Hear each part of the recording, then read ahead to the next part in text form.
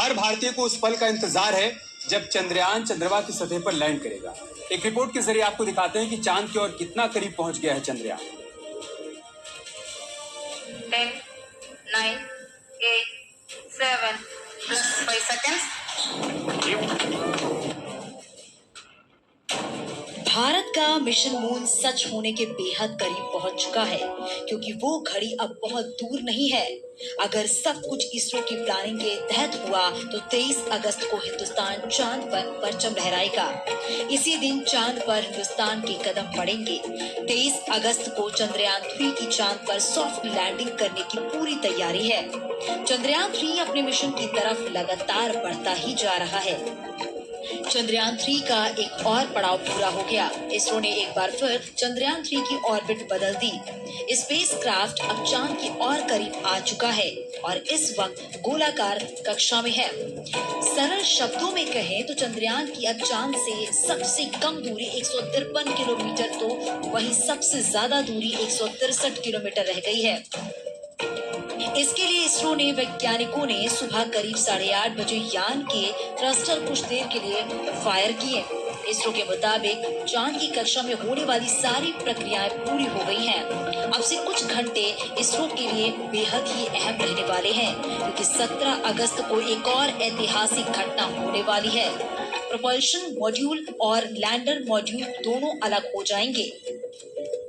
चंद्रमा से 100 किलोमीटर ऊपर से दोनों मॉड्यूल एक दूसरे से अलग होंगे और इसके बाद चंद्रयान के अंदर बैठा लैंडर विक्रम अपना सफर तय करेगा। लैंडर विक्रम की अंदर ही रोवर प्रज्ञान है।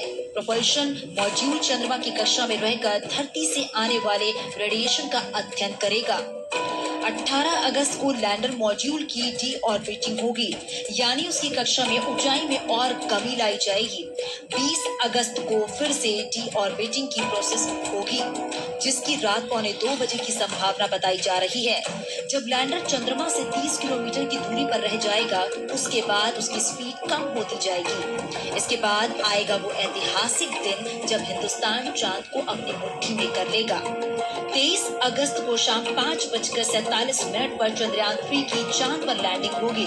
जैसे जैसे 23 अगस्त की तारीख करीब आती जा रही है, इसरो के वैज्ञानिकों के दिल की धड़कनें बढ़ती जा रही है।